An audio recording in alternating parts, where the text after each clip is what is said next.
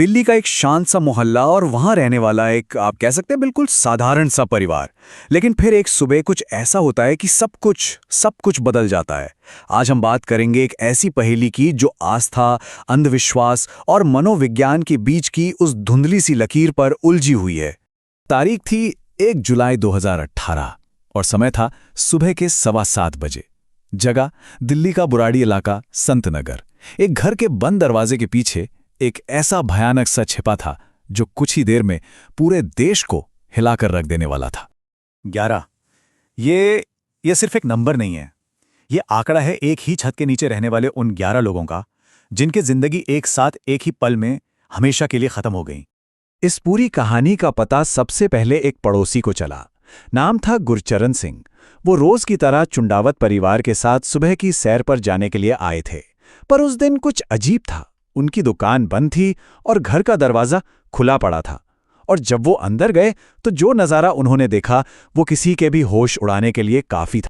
तो अब हम बात करते हैं उस खामोश घर की। पुलिस जब मौके पर पहुंची तो उनके सामने जो था वो दिल दहला देने वाला मंजर था। 10 लोग छत की लोहे की जाली से लटके हुए थे और घर की सबसे बुजुर्ग सदस्य नारायणी देवी, उनकी लाश एक दूसरे कमरे में मिली थी। ये सिर्फ नाम नहीं है, ये एक पूरा हंसता खेलता परिवार था। 3 पीढ़ियां एक साथ एक ही घर में रहती थीं। सोचिए, 80 साल की दादी से लेकर 15 साल के पोते तक, वो सब एक साथ रहते थे, एक साथ हंसते थे और आखिर में एक साथ ही इस दुनिया को छोड़ गए। तो सबसे बड़ा सवाल जो सबके जहन में था वो ये कि आखिर ये था क्या? किसी ने बेरहमी से पूरे परिवार की हत्या कर दी, या फिर ये पूरे परिवार का सामूहिक आत्महत्या करने का फैसला था? बस यही वो एक सवाल था जिसने पुलिस को भी पूरी तरह उलझा दिया था। और सबूतों ने तो इस गुत्थी को और भी ज्यादा उलझा दिया था।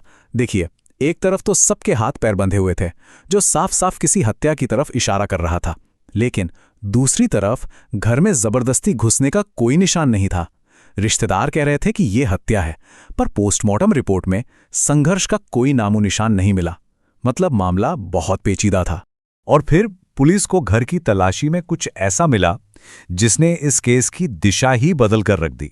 घर के अंदर से मिली 11 डायरियां, और ये डायरियां पिछले 11 सालों से लिखी जा रही थी। इन्हीं पन्नों में इस परिवार का वो सबसे गहरा राज दफन था। इन डायरी के पन्नों में उस रात की हर छोटी से छोटी बात लिखी हुई थी। मतलब ये तक लिखा था कि रात के खाने के लिए पास की दुकान से 20 रोटियां मंगवानी हैं। ऐसा लग रहा था मानो हर निर्देश, हर आदेश का शब्दशः पालन किया जा रहा था, और ये सब उन्हें एक भयानक अंत की तरफ ले जा रहा था। लेकिन डायरी में लिखी ये एक लाइन शायद सबसे ज्यादा चौंकाने वाली थी। इससे ये पता चलता है कि परिवार को ये यकीन ही नहीं था कि वो मरने वाले हैं। उन्हें लग रहा था कि ये बस एक पूजा है, एक क्रिया है जिसके पूरा होने के बाद वो सब एक दूसरे को आज़ाद कर देंगे। और इसी विश्वास ने, आप समझिए, इस पूरी त्रासदी को और भी ज्यादा भयानक बना दिया।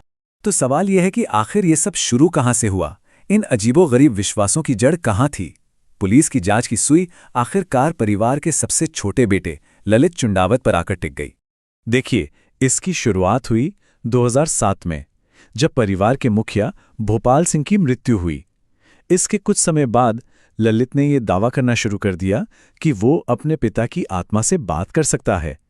और फिर अगले 11 सालों तक वो जो भी निर्देश देता था उन्हें डायरियों में लिखा जाता था, और पूरा का पूरा परिवार आंखें बंद करके उन पर अमल करता रहा। जब इस केस में मनोवैज्ञानिकों और विशेषज्ञों को शामिल किया गया, तब जाकर एक बहुत ही उलझी हुई, एक बहुत ही जटिल मनोवैज्ञानिक पहेली सुलझी। पता चला कि ये कहानी सिर्फ एक अपराध की नहीं, बल्कि इंसानी दिमाग के गहरे रहस्यों की भी है।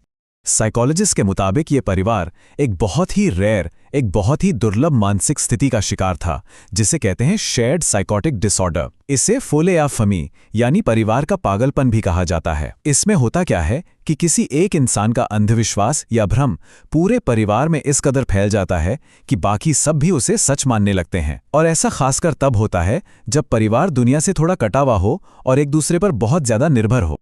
तो ये भ्रम फैला कैसे? देखिए, सबसे पहले ललित, जो कि इंड्यूसर था, उसने खुद को अपने पिता का माध्यम बताया।